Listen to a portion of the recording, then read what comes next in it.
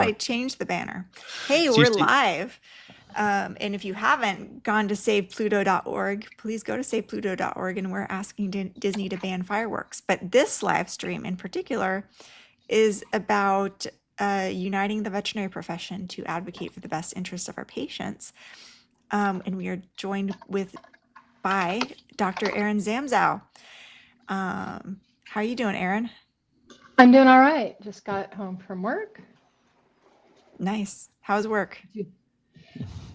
Well, were you good. doing the monkey business? Chimpanzee.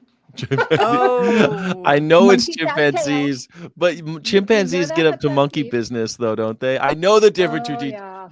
Yeah. Yeah, they do. They do. They're an active crowd that keep me Hmm. busy, keep all of us is that caregivers right? busy.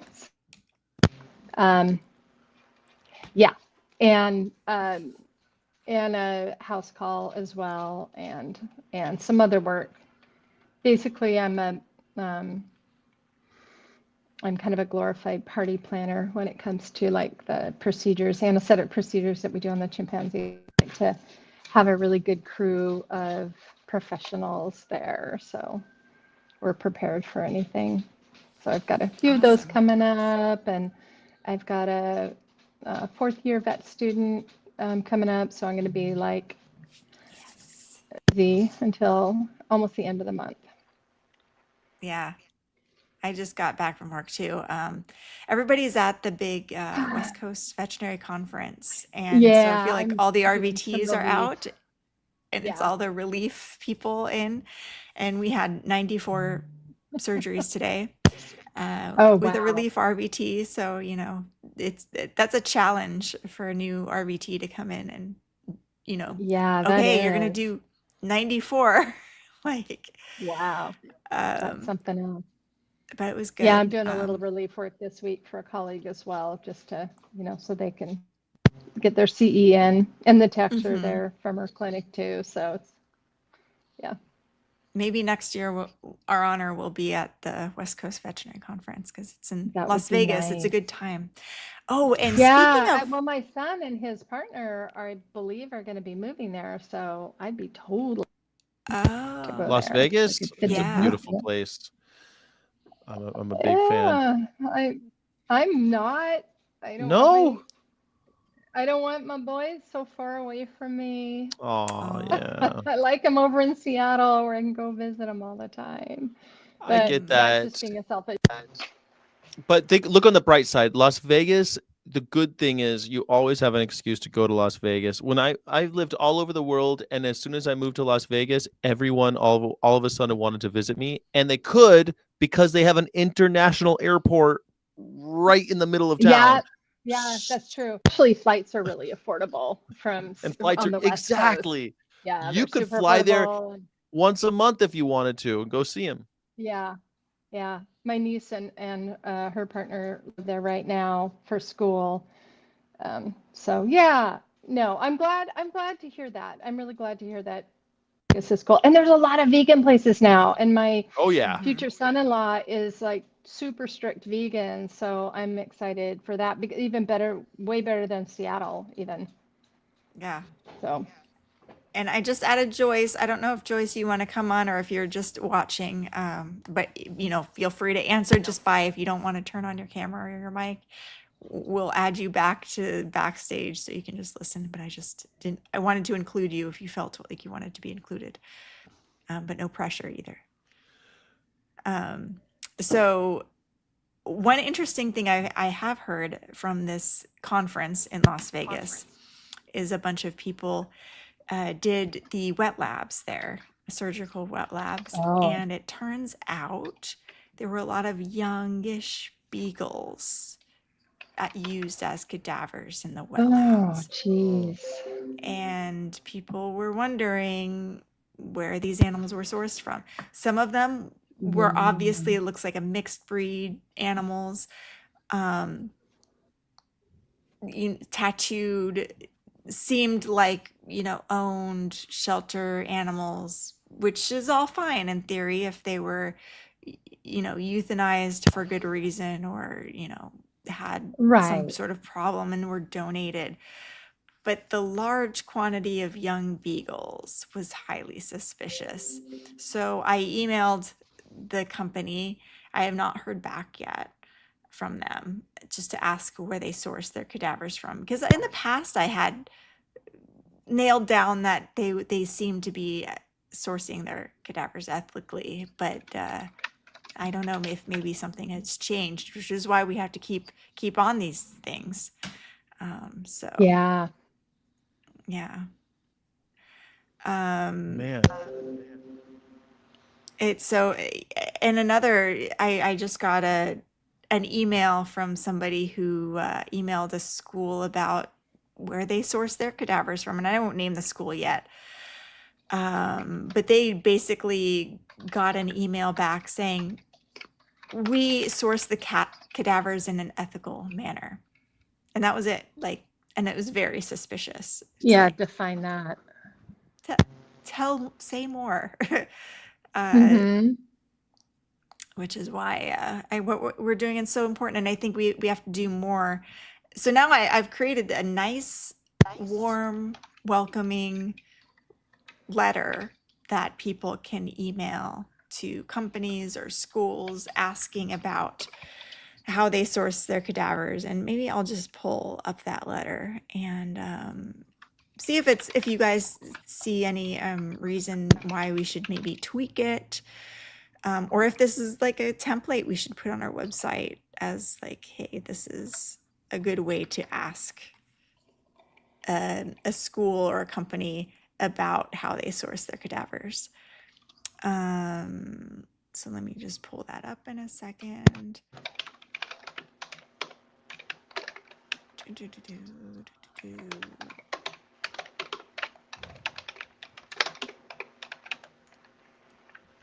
I'm just going to make this a Google Doc here.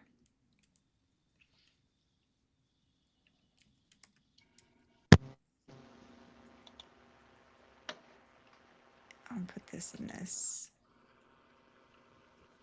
thing here.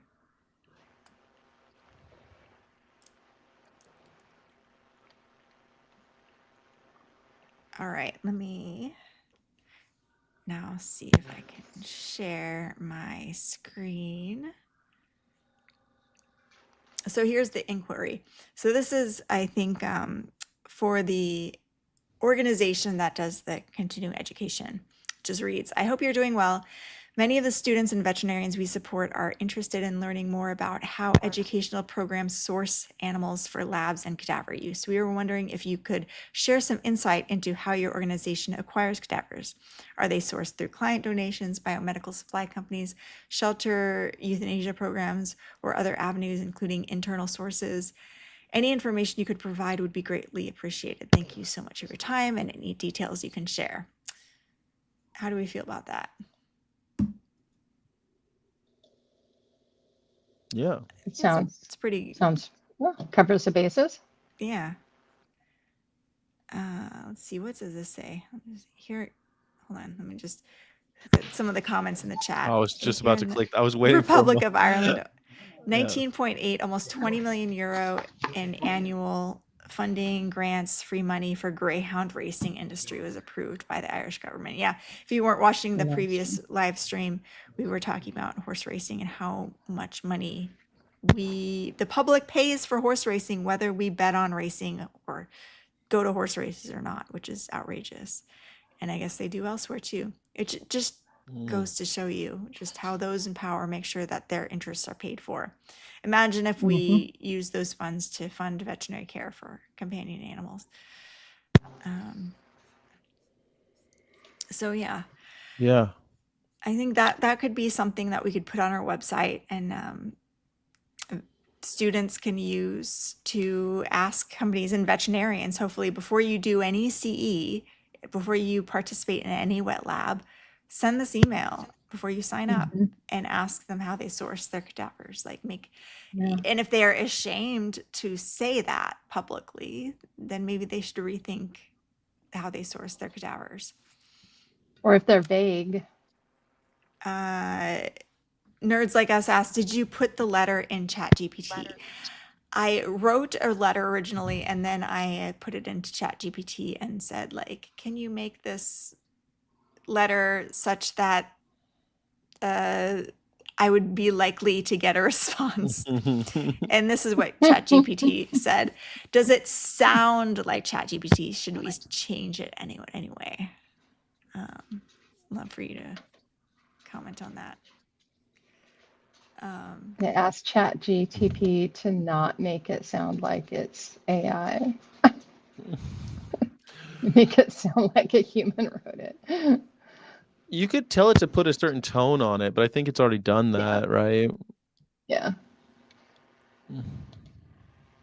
I'm using, I'm trying a AI called Venice because it doesn't collect your data. Oh, Venice. Okay, I don't know that one. Yeah. I've been trying to use more the Microsoft one, the Copilot. I try to use that one more often for writing because I just find it more intuitive. And when I'm in Microsoft Word, I can use Copilot and then like reformat stuff. Or if I want to take something, I'm like, hey, can I turn this into a table? It can do it and then just drop it into Excel by itself. It's pretty remarkable. Like, yeah, that's nice. It's wild what it can do. Like, it makes me wish that I were still in management because I was like always in Excel and doing so much with data. And now that I don't do that every day, I feel like now it's easy. It used to be I was like an Excel Jedi, and now I have to. Now you could just tell it to do stuff, and it'll just do it. It's unbelievable. I when I did the indemnity payments from USDA about. There was just so much data, and I was sitting there going through it by hand, and then I went, wait a second, I live in the world of AI. And so I just asked it to sum up all of the doubles of each, because all of the payments to like CalMaine, right, they might have had 15 payments, and that could be over multiple companies could have had something similar. So it was like I was adding them all up and summing them over here, but I also wanted to just find like the top to order them in from the biggest to smallest. And I just wrote a line of AI talk. I just prompted it and it did it all for me. It just made another spreadsheet for me. It was unbelievable. Wow. Yeah. Wow, I that's very usually cool. organize. You have to show that. You have to do that on the live stream sometime to show how you actually do Yeah. that. I couldn't believe learned it. Excel in like 1988 when it first came out, and I have hated it ever since because I learned it in epidemiology. And so it forever has that thing about venom and ammonia parts per million in barns and milk production. And so I'm just like, no, this is evil. And it's totally not related, but in my mind it is. Plus, Well, if you're dealing with large sums of data, or you're like, it's not every day I do that anymore, but I used to. And so I was like going back into it and like sum equals of this array, and like doing all these things for it can be a great tool, but yeah, but it's now it's the context of how something is introduced to you. yes, It's like you sort of need to totally like, so let's clear that data and start all over again and learn it. And I feel like it's just cursed me with spreadsheets, since then. Yeah. So I use I always Google associate it with like in sometimes college too, I but took same thing. statistics and they made me use Excel, but anyway, if you have any Yes, basically epidemiology is a lot of statistics. is it? No. Yeah. I took a lot of those classes. I don't remember hardly any. Well, if you ever want to get back into it, now is the golden age. Well, I can't believe it. So now we have this is a slight tangent. We have all of our VSD data. We have, some information on which companies participated in which depopulations. And I would love to turn that spreadsheet that we have on like all the depopulations with all of the who used VSD. Let's calculate how many birds were killed, and we don't know exactly how many birds were killed with VSD, but we know in this depopulation, VSD, carbon dioxide, whatever was used. So we could determine, at how many depopulations was VSD used. Send me the And then, spreadsheet. yeah, I'd love to do that. I'm crazy about Excel. I love doing it. okay. And now that it's mixed up with, now you can use AI inside of Excel. You get really cool results. That's the thing. Like someone just asked me, does it know the formulas? Yes, but it knows it better than you. So Hmm. like, you might be thinking in your brain, what formulas do I need for me to get what I'm looking for? But that's dumb. Now you just tell it what you're looking for, and it figures it out in ways that you might not have anticipated or iterated in your mind. It's just Yeah. super cool. And I don't know, I'm excited. I've always loved Excel, but it's, super, like you were telling me, it was like super time consuming. Aaron, like, oh, let me just delete everything and start again, I guess. There was a lot of that, right? I mean, yeah. This graph looks Yeah, I completely like that wrong. you go to a cell. Like if you start typing in the cell, it's like, oh no, I just want to add this. No, you have to write everything all over again. Yeah, you used to have like, oh, I just want to have, man, sometimes it'd be last name first, first name last, right? And you're like, Yeah, you no, I just need it. misspelled something. No, you got to start all. Yeah. Or I had to write a script because it had to be first name first, last name last, but alphabetized by the last name. And they had to be in the same, it was impossible. So I had to like write a script that took it all out, organized it, and then took the comma out and switched the names. Now AI can do something like that. Yeah. That's pretty cool. Yeah. So Paul Campbell writes, the son of my first cousin is finishing his final year of medical school to treat humans in Ireland after having previously done 2 years of veterinary medicine. A good decision to change, me thinks. Why do you say that? Why do you say it was a good decision to change, I wonder? Because we need more, veterinarians who are going to change the system. So you can do a lot of good for animals if you become a veterinarian. So I think everybody listening, if you're considering a career choice, consider becoming a veterinarian.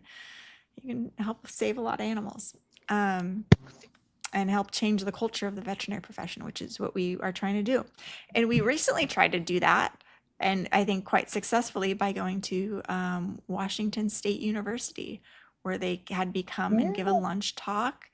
And I spoke about bird flu and depopulation and educated them all about depopulation and how many animals were being killed with ventilation shutdown and the backlash I've faced for that. And I think it made a good impression on the students. What do you think, Aaron?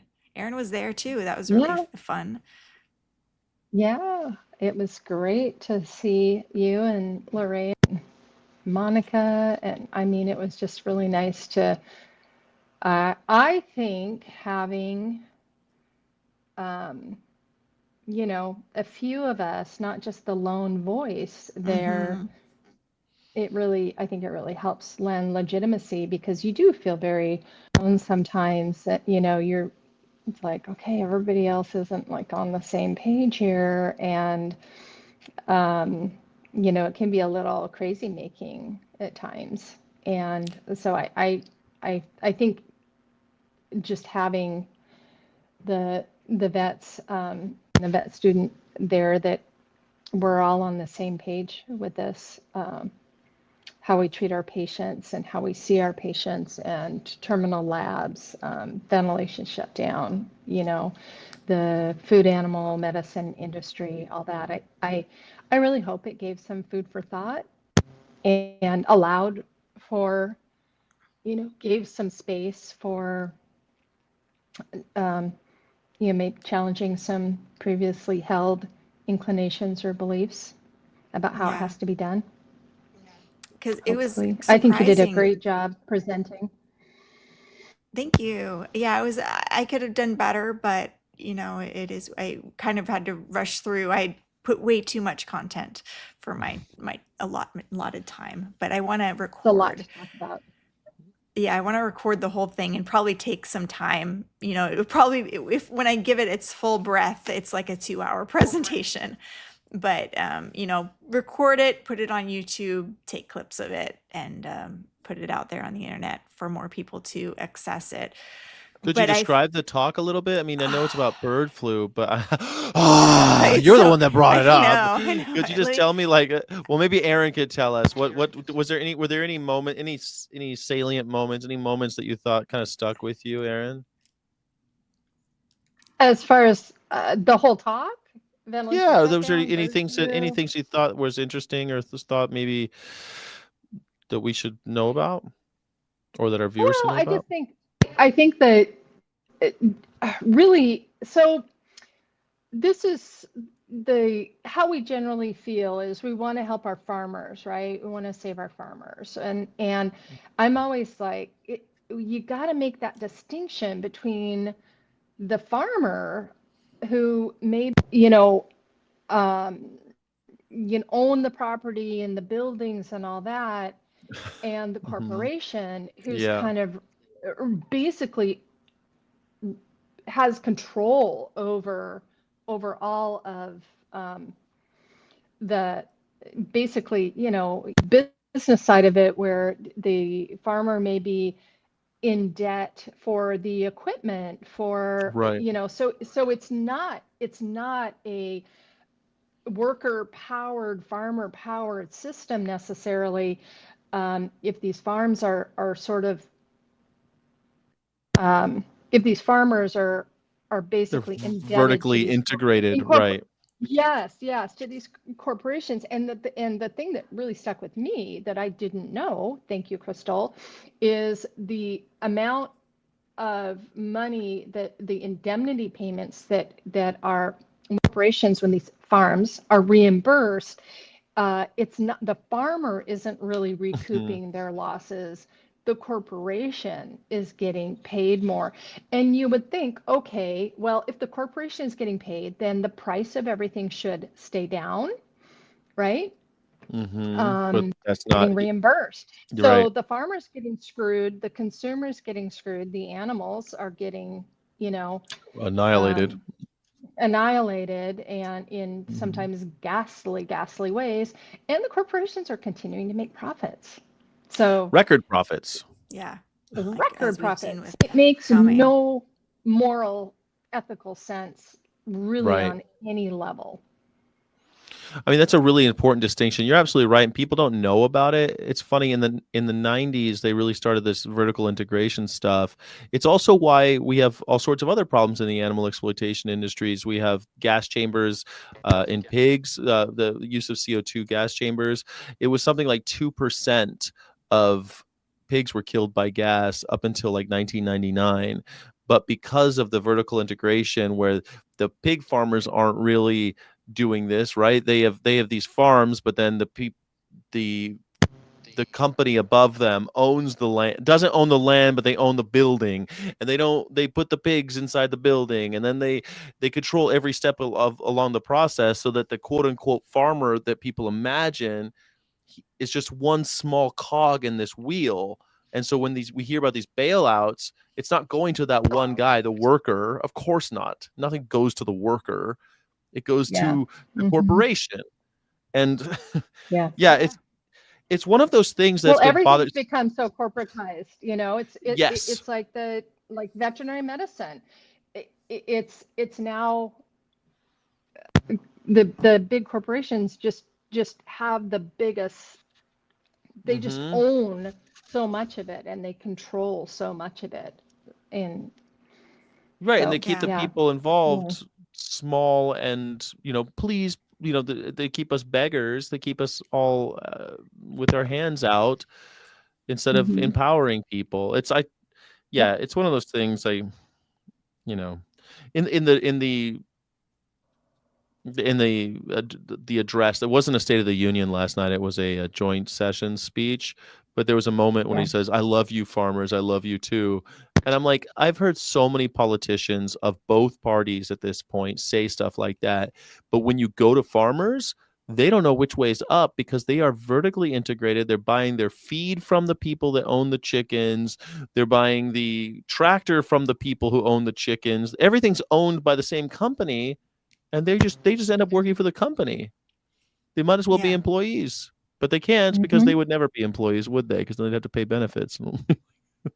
Yeah, It's I was kind of shocked, like just how little the students really understood about bird flu, like, and so I'm glad I kind of gave them this course on, we covered a lot of just the outbreak, how it happened, how, the fact that dairy cows are infected, and just how big it is and massive it is. But before my talk, I got some questions from the people who hosted it. One of the questions was, I've looked at the depopulation methods, and it seems like ventilation shutdown is a humane and efficient way of exterminating animals. Like, what's the problem? And like, what's the alternative to it? And I think at the end, I didn't really get any pushback from anybody. There were no questions, that made it sound like people were not, understanding that there are less cruel methods, and that like go depopulation back. with heat stroke is by no means the Mhm. humane by any means. What were you Yeah. wanting me to go back I want to look to? at that graph for a second about the different animals being killed by Yeah, bird mostly losses to highly layers. pathogenic. Yeah, of course. And this is back in 2014 to 2015. Oh, Yeah, this is not currently. So I was going back in time. So we've known about this since, for more than 10 years. This has been something that the industry's been planning for. And their solution was ventilation shutdown. you know, so layer pullets. I mean, pullets are the chickens that babies, don't lay eggs yet, right? yeah. They're hens that don't lay eggs, or they're young hens Mhm. basically. And then what, turkey meat? Weird. And I found this article really interesting. This was kind of the first time the media was talking about depopulation. And I found this quote from Gail Golab, who was leading the animal welfare division at the time. And she says, I think at this point, there's no question that we need the number of animals to produce the amount of food that we consume. I think the expectation that you're going to have fewer animals is not realistic. And that's sort of the premise that the AVMA is going with. I went to one veterinary conference, and somebody asked one of the AVMA leaders, like, shouldn't the AVMA advocate to scale down animal agriculture? And they were like, the AVMA will never advocate to scale down animal agriculture, which is just a wild thing to say. It's a wild thing to say, Like, especially when like we know of all the ills, right? Even if you're not vegan, even if you don't care about animals, it's bad for everyone. It's bad for the water supply. It's bad for public health. It's bad for all these other various reasons. I love this line too, that there's no question that we need the number of animals to produce the amount of food that we consume. All right, then maybe we should consume less food. Like we also throw away a lot of food. I don't know if you saw the Kurzgesagt video. Did you see the I don't Kurzgesagt video? don't know what that is now. It came out. It's a video came out. They have like 3 million subscribers, and it was about it. It's called "This Is Not an Anti-Meat Video." Oh, yeah, I heard about this, but I didn't get a chance to sit down and watch it. It's quite great. But one of the things in there is like the amount that we're consuming. We've ramped up production, but that ramping up production has driven down costs so that we end up buying so much flesh that it ends up in our fridges and rotting. We throw away 30%.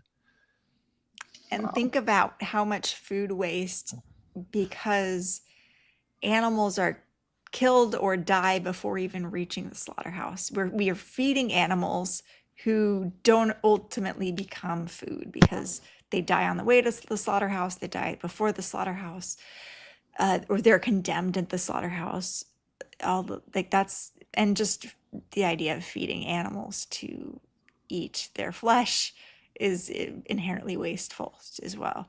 And yet it's even worse to feed them and raise them and then throw them in the garbage. Like that is, to me, even more offensive. Like eating them's bad enough, but we're killing 10 billion chickens in America every year, and 30% of them are just going straight to the landfill. Yeah. So Paul says, I guess the reason that the son of his first cousin decided against veterinary medicine is because so many vets work in the animal exploitation industry. I mean, Crystal, you told me only like 4% of veterinarians, 6% work 6% of on, veterinarians work in farmed animal at least, yeah, scenarios. in the But United if you States. include, the Zoos or exploitation labs in too. the equine, or animal experimentation, laboratory medicine, stuff like that. And about 60% are companion animal veterinarians. But even of those, some of those people do work for breeders, but you can choose not. That still leaves a lot of veterinarians who are just companion animal veterinarians. Like probably more than half And the at least if you're veterinarians in are companion not breeders, working. Sorry, what, Erin? right.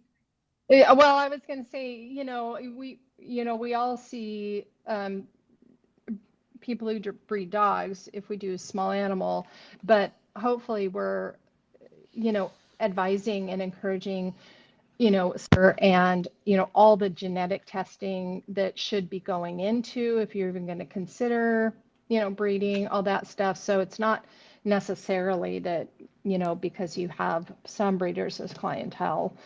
It sounds weird, but I have actually had some clients that were like super, like those star people that do all the genetic testing, take any puppy back, are super picky about rehoming. And of course, if everybody was that way, we wouldn't have the problems that we have, but they're not. So Yeah. And we're in a position to, as veterinarians, to advocate against exploitation if we want to. So and he brings up UK veterinarian Dr. Alice Bruff gave a great talk at the Stop the Cold demo in London last September. I understand she's vegan. Oh yeah, Alice Bruff. She's definitely a friend. We've been friends for a long time. She's wonderful. Oh yeah, she's great. I know her. She was in Pignorant. And in the End of Vet Medicine too. She's our little movie star vet. So yeah, I mean, we really went through bird flu and how the AVMA guidelines for depopulation started, and what the implications are, because the AVMA really wants to keep quiet the fact that these guidelines actually do set policy and indemnity payments. They usually say, oh, these guidelines are just our recommendations. They have no, effect on what is decided to do. It's like, yes, they actually do. So we go through I think that was probably a big eye opener for people, that they didn't really understand how the AVMA,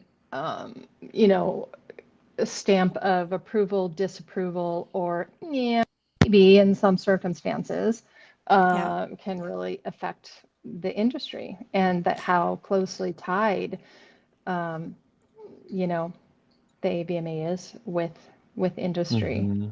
Absolutely. Like who was the chair of the pig working group, member of the National Pork Board? Like how fair is that? And Jen Sorensen, who is the communications director at Iowa Select Farms, was able to say, no, we're using veterinarian approved methods to kill these animals. And it's wild to me that even a vet student would say, oh, it seems to be like a humane and efficient way of ending the lives of these animals. Heat stroke. Heat stroke. We literally try to prevent heat stroke in farmed animals for welfare reasons.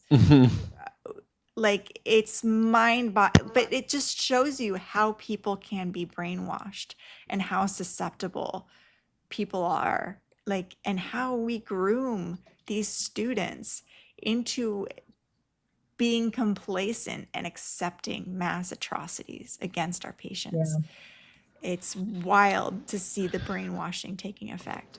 It's wild too because I mean I get how often we see these things happen inherently in a system that's in which animals are this status, right? They are the status of object. Like they're not even. I mean, sometimes they ascend to the status of slave, but in the great number of in most situations on planet Earth, they are mostly just objects. And but vets are people that don't see them as objects. They consider their feelings, and at least that's to some degree, right? I mean, I don't know. But we're It is led to wild because believe of we're that.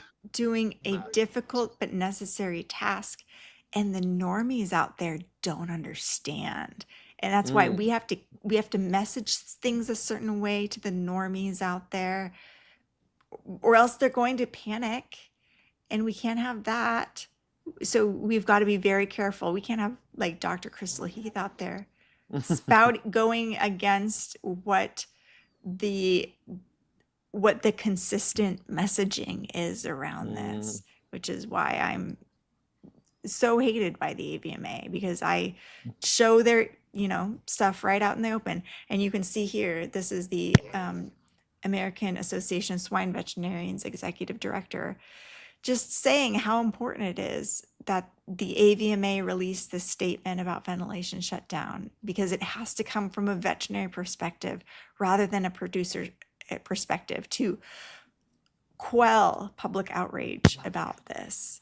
Was this obtained because of FOIA? Yeah, this was obtained via a FOIA request of the USDA Agricultural Marketing Service, which we should schedule a time right now to have a regular FOIA meeting where we go through these FOIAs and we draft new FOIAs.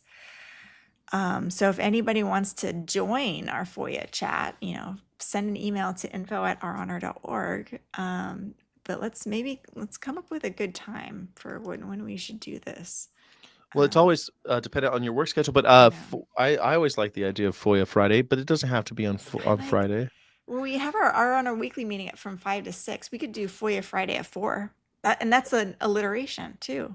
Or we could do it in the morning too. I mean, there's no reason. I usually work in the morning is the problem. Is the only on thing. Fridays? Yeah. Well, this Friday I'm working. I don't know. I have to look at my new work schedule, but it seems like I might be working a lot on Fridays. But I like FOIA Fridays at 4. That's memorable.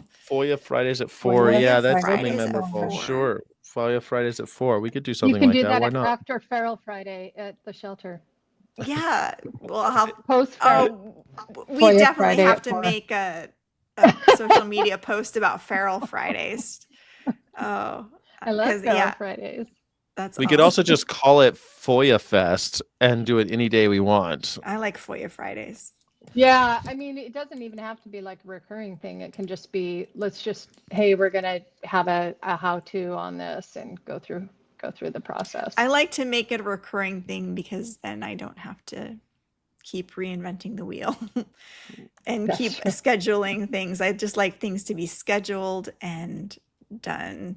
Well, it's also good if we did it. It wouldn't have to be a full hour either. We could just do okay. Let's do some FOIAs and try to knock a couple out and make it so to kind of demystify it, like you said. We demystify it. We show people how it's done and that it's not that hard. And we also kind of wait. It's kind of cool because it's delayed gratification too, right? You put in a FOIA and you hope it yields results. You don't know. It's like it's like fishing, but no one gets killed.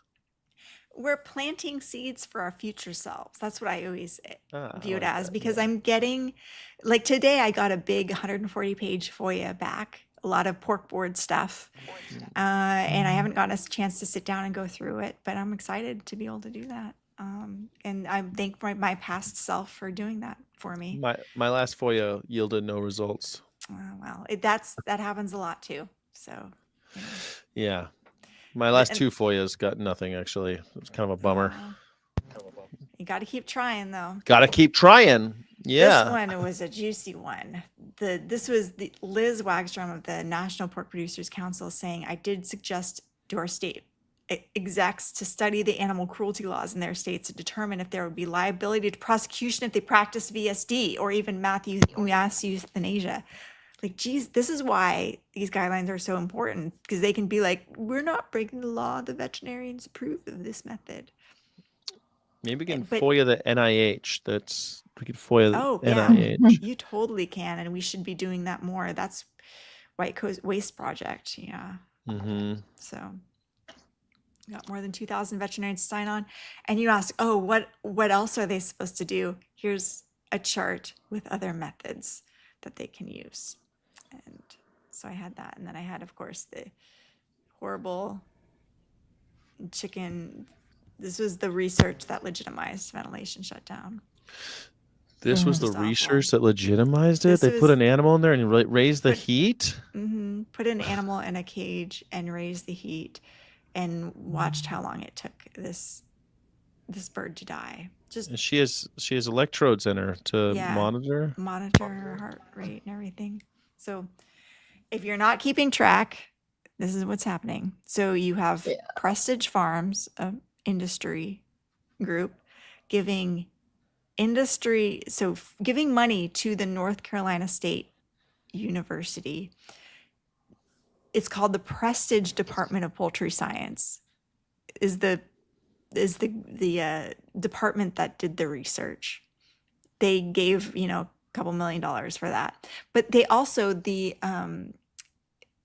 United Egg Producers, whatever that, I forget what the thing is, gave $100,000 to the Prestige Department of Poultry Science to fund this research. This research goes in the AVMA guidelines.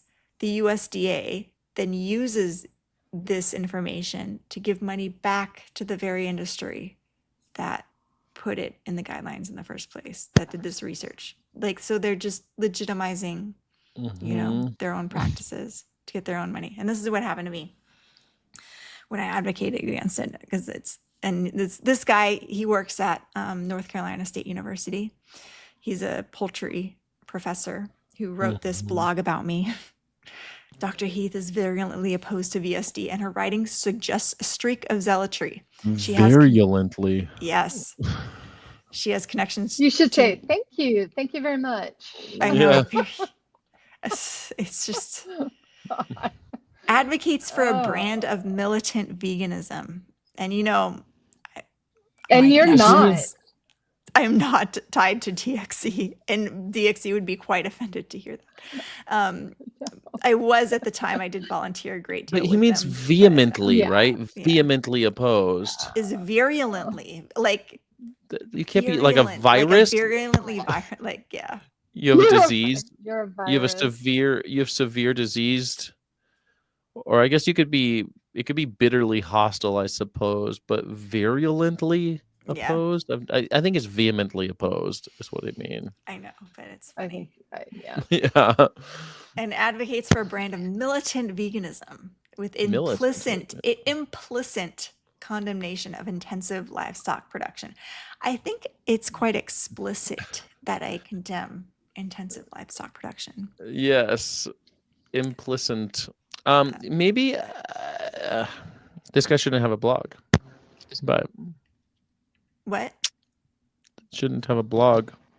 You don't think he should have a blog? Are No, you for censoring people? no. I think that people should, write better and have decent opinions that are backed up by facts. That type of stuff. Like, I don't know. Like, For a research scientist, do you Chat think he should be? And he says, characteristically, opponents of VSD can offer no practical alternative to depopulate flocks more quickly or humanely. I can't. I have no answer for how to do this more humanely, but I do have an answer for how to do it in a less cruel way. Yeah. In a less cruel way, yeah. And that is high expansion nitrogen foam or nitrogen gas, which I went into. But it's or messy. any of those other methods. But it's messy, Crystal. It's messy. Yeah, well. oh, it's messy. You know what else is messy? That's Killing really animals via heat there stroke. was a thread on one of our vet groups, and they're like, no, it's really messy. And someone said, when you're trying to get dead chickens out of cages and those cages are stacked 7 high, I'm like, so why are we doing this? Stacked Right. 7 high, what justifies that? So it's like the mental gymnastics of like, no, Hmm. no, no, no, no, because we have these. And then people go, no, that's not how it's being done. And it's like, but this vet just said. Hmm. So, come on, don't gaslight people. It's Maybe wild. different methods of housing and husbandry are being utilized and being looked at, and that's great, fine. But don't like have in the same thread. Oh, Aaron, is Aaron frozen on us? Oh, she Yeah, froze a I little get what bit. she's saying. It happens. And he goes on to say the threat of militant demonstrations has resulted in the executive of the American Veterinary Medical Association to advise attendees at the AVMA convention to avoid confrontation, to refrain from public statements, and to remove ID badges outside the convention hotel. And I just point out they're trying to make me sound like this. And this is like as a part of this vegan death cult. Don't say vegan death cult, Why? because everyone's going to know about the vegan death cult. Dang it. Now everyone's going to know about it. I think we should be scared of the vegan death cult. I am not part of the deep vegan death cult, and this man, this old white man, is making me sound like It's I'm not a part of the. vegan death cult, though. They're just a death cult. Some of them are Oh, they're vegan. not vegan. They because it's not vegan to kill people, right? I mean, I don't So think it's vegan doing weird stuff like they're doing. I yeah, don't know, man. I don't know what. I don't really get the Zizians. I don't really understand. I don't consider them part of the vegan no, community. You know what I mean? yeah, no. But I've heard some animal rights activists, want some giving Cliven Bundy vibes. Well, Cliven Bundy vibes in what? Like the Cliven Bundy's the anti-government? Is that Yeah, I mean that the animal agriculture people have been very successful using violence to get their way. But I think ultimately that's not going to work. the I animal agriculture people? Yeah, but yeah. animal rights people, I not really. What do you mean? Like, I don't know animal rights people who are using violence to try to get their way. I don't know any who are successfully using violence, but I know who have been saying that we need to be Yeah, but more they don't actually violent. do it. I mean, Cliven Bundy is, if for anybody who doesn't know Cliven Bundy, he was a guy who went to war with the BLM, the Bureau of Land Management, because they didn't want him grazing his cows on the federal land.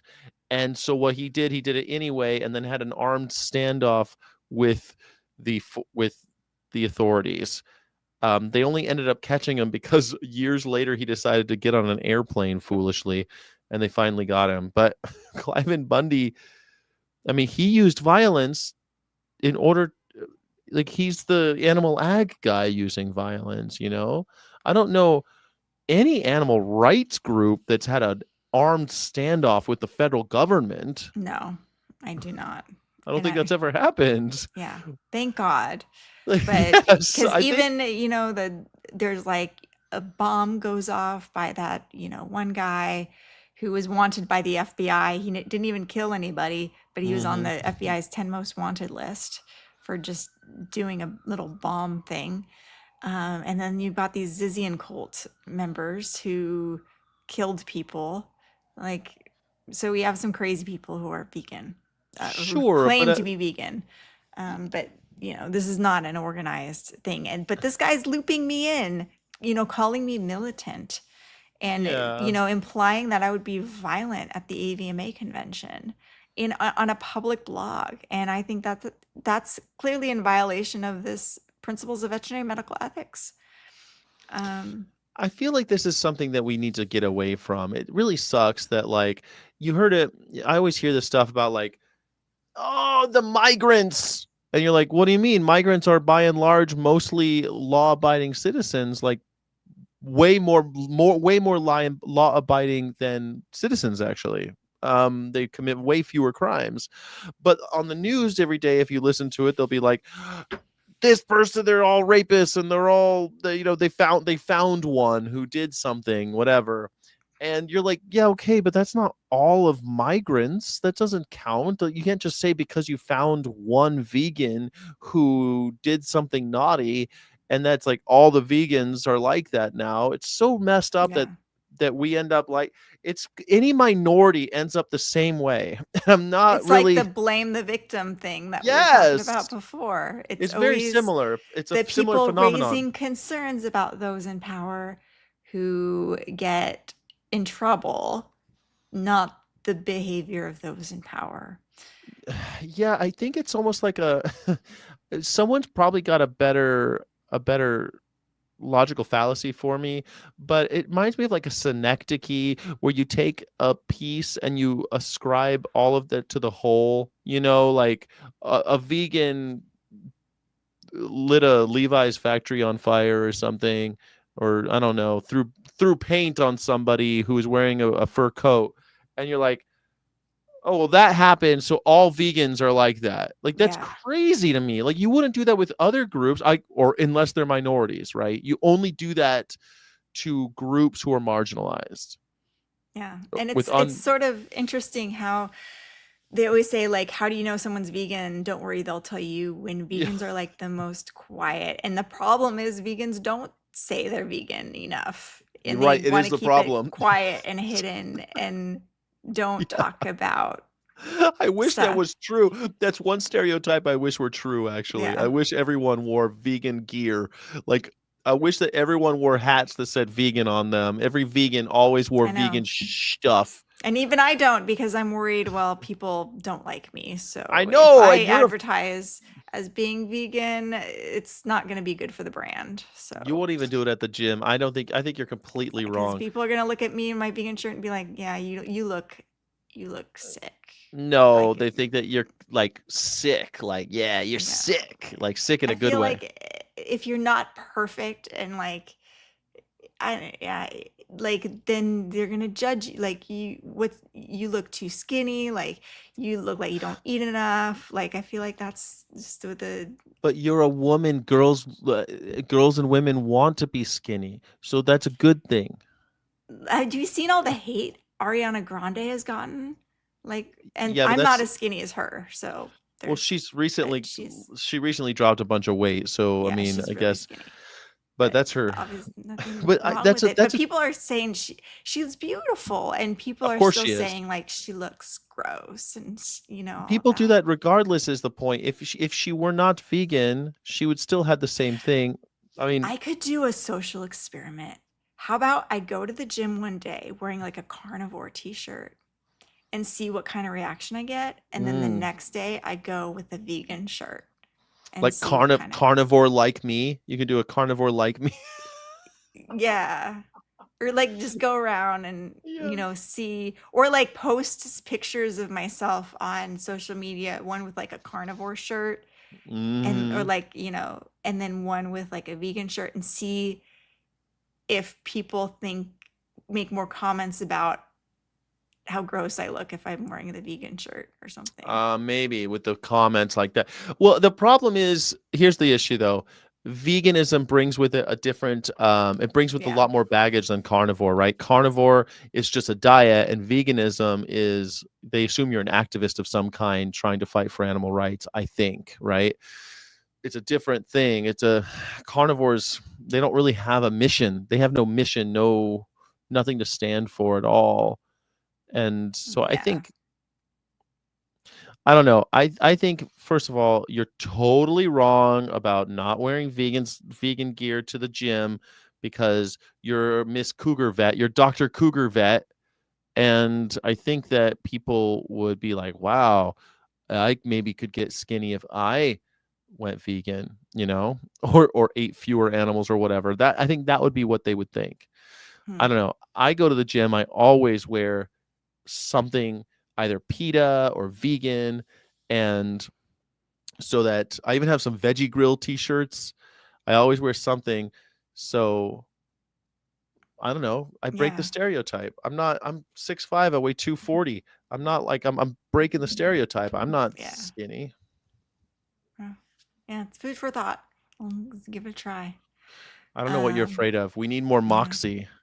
I have moxie in different ways than advertising, I don't know, on my body. But so yeah, Navia says, I've seen vets get fired from shelters for refusing to youth. We need to get them talking about their experience. Like that's what Our Honor is all about. If it, and you know, raising awareness about these shelters that are firing vets for, and I can understand, there's some like, do they not have a solution for these animals that are being, why are these shelters euthanizing those animals? What was the vet's solution? Why didn't the shelters do it? Like, it's a discussion, but we also don't want to blame the victim because the vet's the victim here, so we want to hear, like, we want to raise awareness about the fact that a shelter fired a vet for not euthanizing. That's sort of what Our Honor's here for. Yeah, that's why we're here. Tell them about Our Honor. If you've seen vets get fired from shelters for refusing to youth, tell them about ourhonor.org. Tell them about it. That they should get in touch. Yeah, show their story anonymously or not. That those stories need to get out there. Exactly. We can help. And it's 6:02, and I've got to hop on another phone call. So it was great, you all, for coming. And we're here every week.